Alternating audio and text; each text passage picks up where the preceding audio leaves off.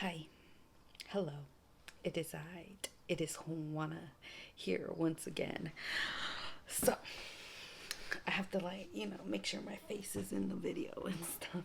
So, a lot has happened since we've last talked. Like, a lot. Everything is moving so fast and so rapidly that I cannot keep up. And all I keep remembering in my head is if you guys haven't ever read the um, Think and Grow Rich, there's this quote that Napoleon Hill says is that once you start applying the processes, they start happening and shifting. It starts happening. You start bringing it into your life so fast that you're like, what the fuck? That's basically what's going on, but not money wise. More like selling the house wise. We made the decision to sell the house, and it's been going by so fast. It's so fast that everyone in our life is shocked of how fast it went. We literally started this process a week ago, literally a week ago, and our house is already pending to be sold. It's just so mind blowing because when we bought the house, it was on the market for about 2 or 3 weeks. So I didn't expect it to be this fast because I thought it was going to be off the market for I didn't expect it to go so fast because the house doesn't look like when we first bought it. Obviously, we lived in it, and because the first time it was off the on the market for 2 3 weeks, so I'm like, well, it doesn't look like it did when we first bought it. So I didn't expect it to go by so fast. I really thought it was gonna be on the market for about like a month. I'm not even gonna lie, I thought it was gonna be on there for a month. I really thought we were gonna be living in this house and it would be foreclosed instead of it being sold. So I am actually shocked myself of how fast it went, but I'm not shocked at the same time. I kind of expected it to be that fast just cuz we have a really really good I wish I could get shorter or something. This chair, sorry. But yeah, I'm just amazed at how fast it went by. And it's like, fuck. Everything is changing so fast since we last talked. The house is going up for sale. It's already for sale. The house is pending. We chose an offer and a buyer, so we're in escrow. We got into escrow yesterday, so we're in escrow, and it's gonna be 30 days. We have a whole month to get out of here, but 30 days before we get out of the house. So that's a lot. And where it changed is our living situation afterwards. Our plan was honestly to live in a car. It was to live in a car. We were like, whatever, we could do van life. People do it all the time. Like, it's a lifestyle that people do. It's a lifestyle. So it's like, why can't we do it? So we were just gonna be like, okay, we're gonna do that lifestyle. But no one wanted us to do this lifestyle. No, no. Let me reiterate that our vibration towards van life changed when over the weekend, because we were basically in our car for 3 days, Friday, Saturday, Sunday, while people were visiting our home. While people were visiting our home, we basically couldn't, not that we couldn't be in our home, but we didn't want to be in our, well, our realtor said to not be in our home while it's being visited. So we decided we decided to listen to her. We decided not to be in our home while it's being visited. So we would basically be out of our home from 10 a.m. earlier on one of them days, but 10 a.m. to 5 p.m. We couldn't come home until 5 p.m. So we were literally in the car from 10 a.m. to 5 p.m. The first day, we did not do that great. We were just like we were tired. We wanted to go take a nap. The dogs were done cuz we had our dogs with us too. The dogs were done. We needed to use the bathroom. We were hungry. We were just like what the fuck. We were just like, like what the fuck. And then the second day was a little better. Cuz my thought process is we need to adapt. We need to adapt to van life. But the second day was better. The dogs, I really think the dogs ended up adapting a little, and I think the car ended up being like mental stimulation, and they were exhausted at the end of the day. I'm actually proud of the dogs. They ended up being like laying down in the car. Usually they get anxiety in the car. They don't lay down. Anxiety slash excitement. It is excitement for a little bit, and then it turns into anxiety. I'm not sure why it turns into anxiety, and I think because it would turn into anxiety a little bit like halfway through the day or whatever, and I think it's because they need like a mental break, like if they were too overwhelmed, and then it turned into anxiety. So it turned into anxiety, but by the end they were fine again. And then the third day was much better. It was a lot better. So my whole thought process was like we just needed to adapt. We weren't willing, like, because after the first day I was like, I can't do van life. I can't. It's not, I don't think it is for me, and I can't do van life. And I was like, I can't do van life. But I was just like, we just need to adapt. Like the dogs needed, like, we all just need to adapt to the new lifestyle. But then I'm all like, I can't do van life in a car with four of us because it would be me, Linda, and two dogs. So that's four of us, four bodies in a car cramped. Like the dogs barely fit in the back seat. And then like if the dogs are in the back seat, if we're trying to sleep, like pull, you know how you could pull your seat all the way back, it basically touches the back seat. It's like that gets rid of the back seat for the dogs to sleep when we want to sleep. And then when we want to potty us go to the potty, it's like, where the fuck are we gonna go? Like we're like, and then the shower is like a whole like thing. But I think it was mainly because it was crowded. It was really really crowded and uncomfortable. Like my booty hurt, like I wanted to stretch out my legs. Like it was just very very crowded. And I think that's when I was like, I can't do this, because I was the one that was all like, let's just do it in Alex. And Linda was all like, no, I don't want to do it in Alex. And I'm just like, but it's like, we can do it. And then I now understand why Linda wanted a van.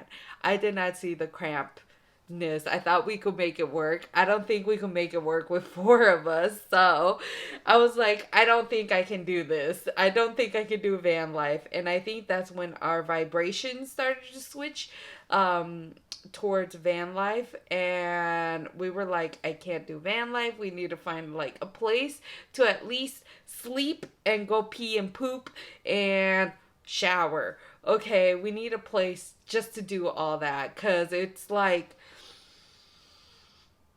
it's just cramped.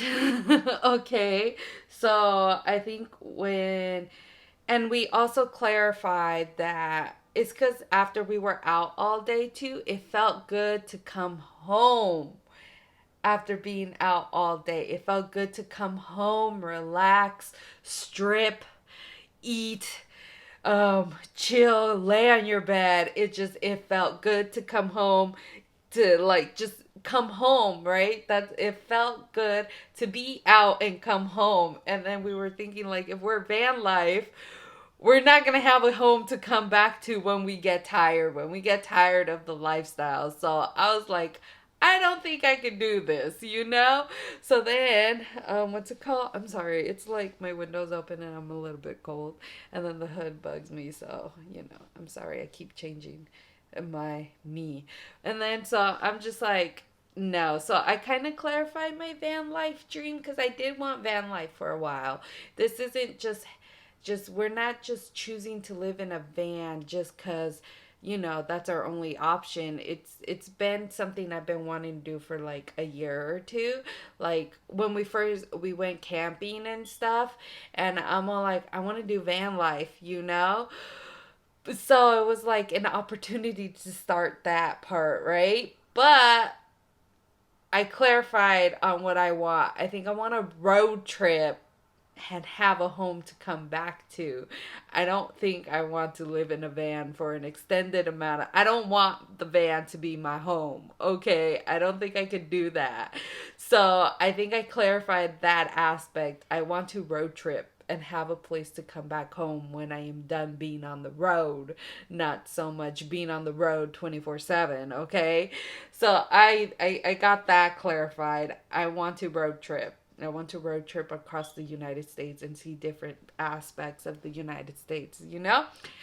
So I'm happy I got that clarified. So then it was like, what the fuck are we gonna do living in Alex? Because it's still gonna be Alex, and we were like, I think we were depending on Linda's mom to hopefully offer for us to live there, but we were like, she either doesn't believe us or she's just not gonna offer. But she has not offered for us to like stay in her living room because she's a one bedroom and we don't know why. And that's okay. We're not saying like, we were like, it's whatever. It's because she's always helping us. So we kind of figured she might help us, but that has not happened. And this is the curveball that was thrown at us. First of all, okay, this is just the curveball that was thrown. My parents, well, my mom offered for me, Linda, and the dogs to live with them because they have one spare room. It was my sorry, sorry. It was my brother's room. He's no longer living there, so they have one spare room. It is a tiny room. It is tinier than this room that I am currently in. So it is a tiny room, and all four of us are gonna live there. I mean, I think we could make it work. We could honestly make it work. We know how to make it work. But it's like there are many reasons. I feel like I knew I can ask them, but I didn't want to ask them out of fear. Out of fear, basically. I didn't want to ask them out of fear. I didn't want to, and I don't think I like asking them for help because I feel like they never really helped me growing up. I'm not sure. That's part of my healing journey that I will face when the time comes. But out of fear and also because I didn't want to be in that environment. I always told myself that I will not go back to that house ever. And it's because for me, that environment is very, the energy isn't isn't a good energy for me to be in. The energy is very like I really can't feel. I feel like I can't breathe in that environment.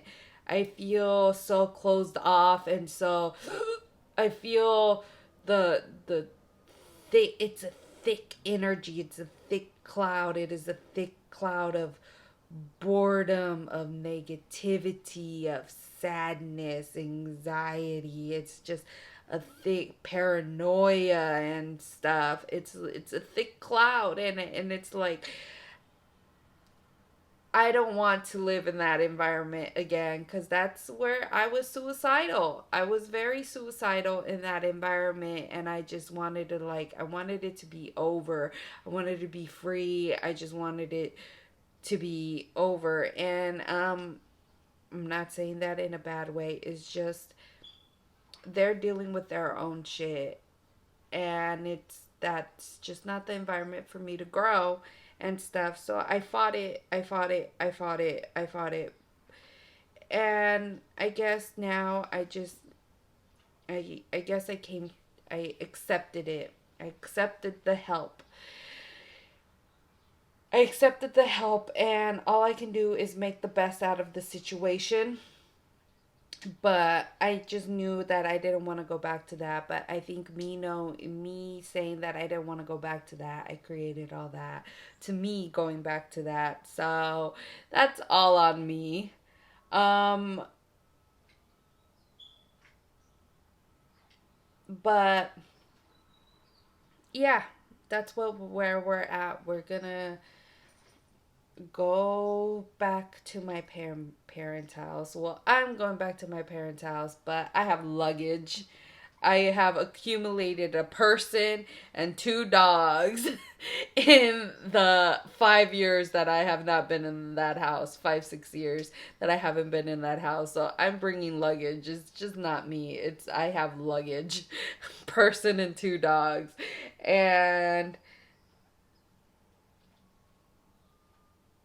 it's gonna be tough. It is gonna be a tough environment for me to grow, just because of the energy. It's gonna be a tough environment for me to grow, and it's just going to be a tough environment for me to grow. It's just going to be a really, really tough environment for me to grow. But I already know I'm not going to be at home all day. Um, I'm going to be out with my dogs all day. Basically what we've been doing with these past 3 days with the house being visited and stuff. I'm going to be out all day with my dogs just cuz that is the best solution for me and my dogs, cuz my dogs I can't leave them unattended. It's not that I can't not leave them unattended. They are my dogs. They are my responsibility. I will have them with me at all times. And but yeah, yeah, and it they came over last night, and it was just like I had to surrender and ask for help, I guess. I guess I don't know how to surrender, but I had to surrender and ask for help. Um, and we will work it out, I guess. We will work something out. And I'm trying to change my perspective because it's perspectives is how you see the situation. It's a negative perspective or a positive perspective, and I would been seeing living with my parents as a negative perspective instead of a positive perspective.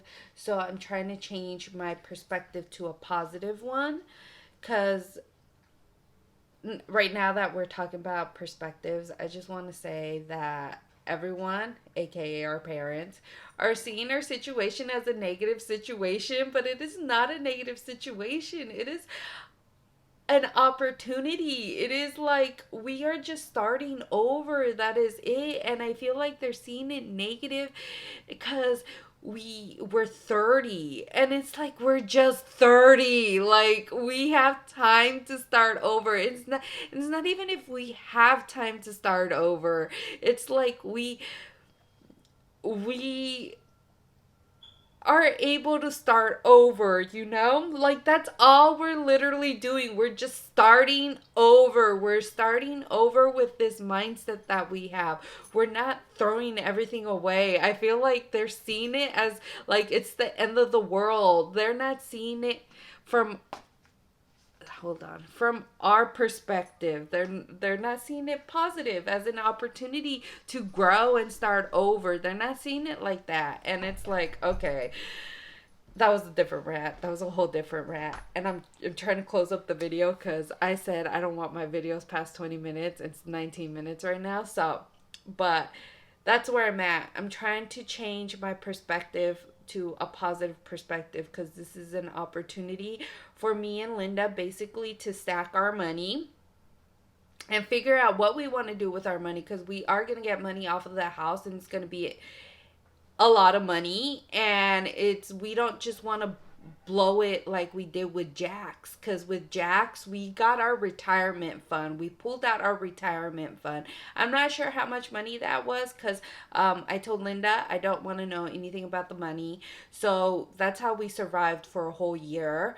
We pulled out our retirement fund, and I the word that's coming up in my head right now is we blew that money. We blew it. um but we didn't see it like that. We technically used the money to live, but we blew that money. We blew it. We didn't do use it smart. And I told Linda that those were my concerns when we sell the house, is that what are we going to do with the money? Like, we can't just blow it again, because Linda was talking about quitting her job and stuff, which means we would be using that money. And it's like, I think in my head, I want us to put that money away, like save it, but not be scared to spend it, kind of thing. Because if you're scared of spending it, you're vibrating lack of, and you're just, that money's gonna be gone. It's more of putting it away until we know what we want to do with the money. Like, because I want to invest, we want to multiply our money, and investing is how you multiply your money. So we're trying to figure out what we want to do with our money. So we're gonna stack our money by working. I'm going to say reselling. That's a whole different story. I don't know if I'm still going to be a reseller, because we're going to be living in a tiny room. So reselling is basically you hoarding. So I don't know if I'm still going to be a reseller.